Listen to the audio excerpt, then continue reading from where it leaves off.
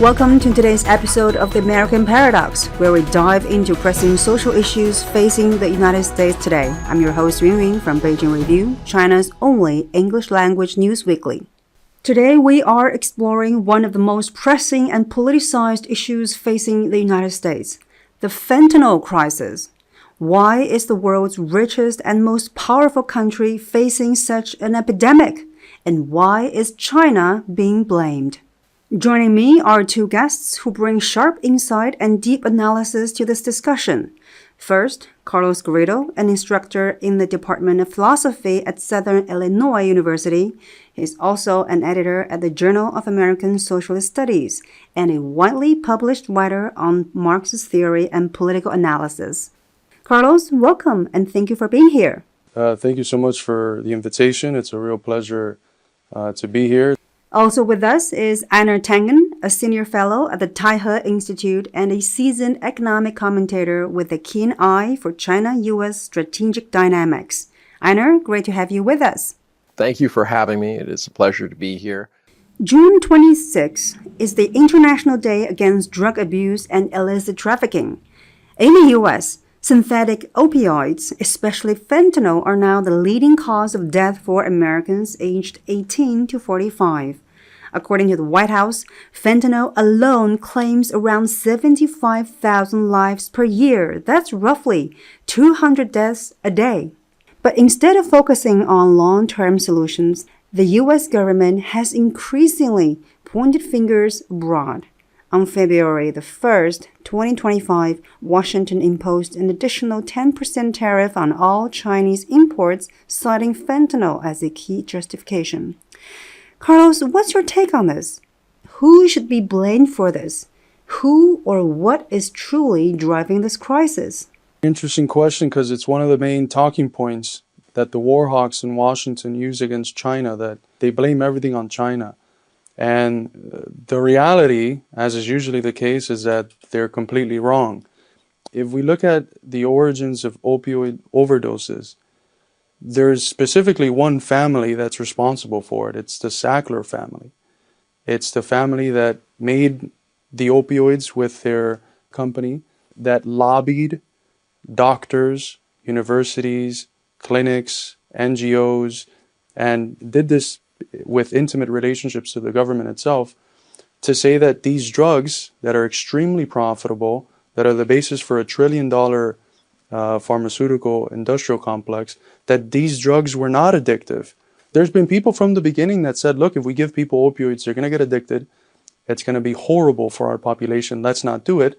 Those people were called opiophobic, and with money, they bought their way in. And what ended up happening is that they were addictive, they were destructive, and now we have a situation where some of the major cities in the country are pervaded by these zombified humans that are high and in many ways they look like zombies in the streets, in streets like Detroit. It was one of the most prosperous industrial bases of American cities. It's very sad what's happened to it. And the blame is to be placed on the pharmaceutical complex, on the Sackler family, who has not been punished at all for it. Their fine was extremely small in comparison to the profit that they made. And what has been the result? Every year, 70,000 Americans die of opioid-related overdoses. And it's people of all ages, but especially younger folks in their 20s and 30s. And so you have a situation where a family is basically responsible for hundreds of thousands of Americans dying, and nothing happens to them. Not only are they not incarcerated or worse, they're walking around freely with billions of dollars in their bank accounts.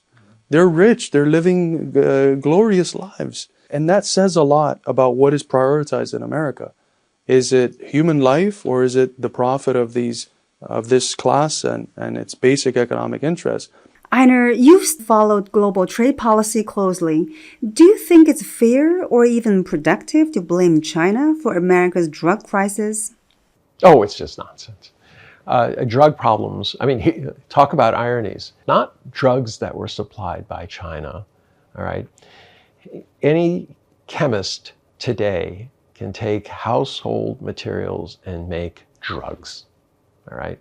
highly addictive, dangerous drugs. So unless you want to outlaw all the chemistry sets in the world, and anybody who has chemistry knowledge, it's impossible. The problem is within America. Carlos, what do you think lies at the root of America's opioid crisis today? Is it just a health issue or something deeper? There's a very famous and very famously misunderstood quote from Marx about religion being the opium of the masses. Today in the US, we can say that opium is the opium of the masses.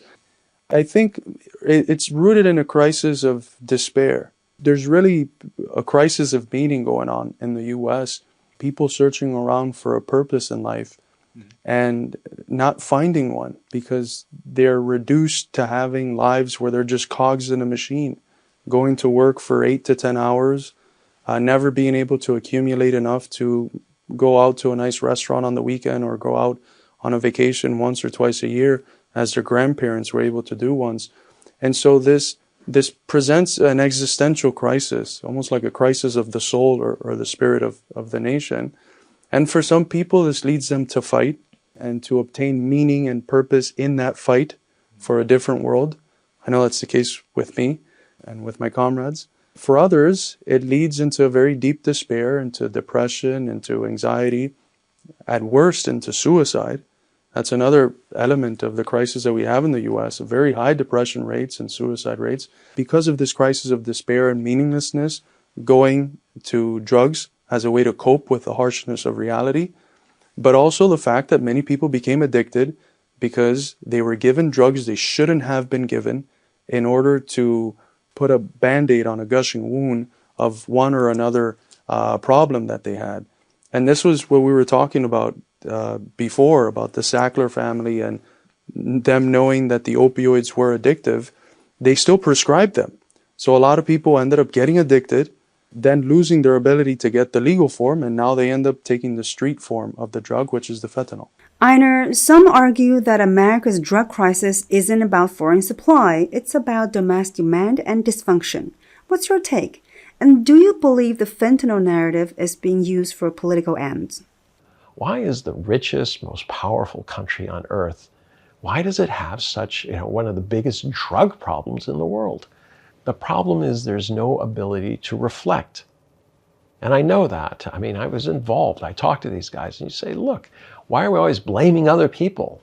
I mean, the fact is we're doing this to ourselves.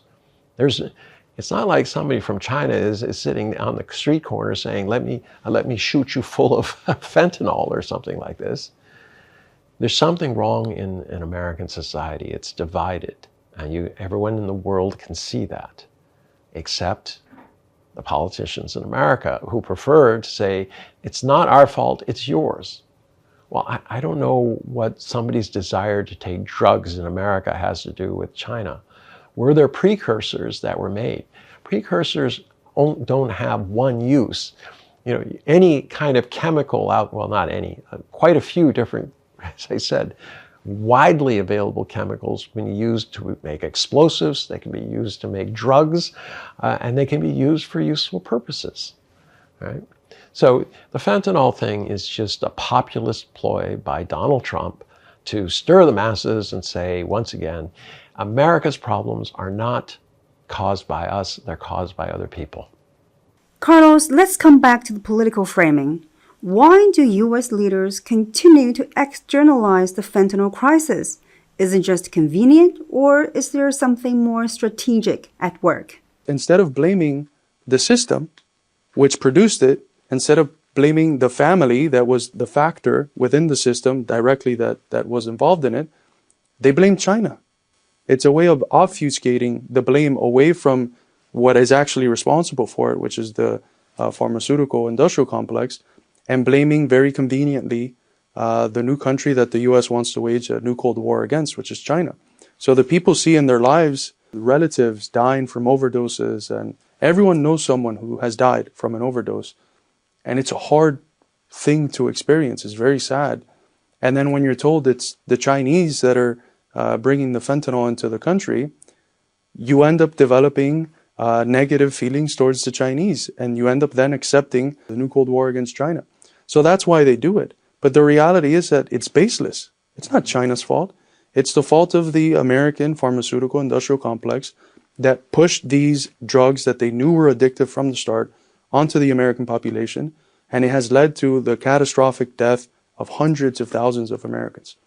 So what we've heard today is that America's opioid crisis is not just a health issue, it's a reflection of deeper problems: unregulated capitalism, social despair, and a political culture that avoids accountability. Blaming China might be useful in stirring public sentiment, but it doesn't bring back the lives lost. Nor does it fix the system that made this crisis possible. Carlos Garrido, Einar Tangen, thank you both for your time and your input. Thank you for having me. Thank you for having me. That's it for this episode of The American Paradox. What do you think? Let us know. This podcast is produced by Beijing Review. If you enjoy the show, don't forget to subscribe. Leave us a comment and share it with someone who is interested. Until next time, stay curious.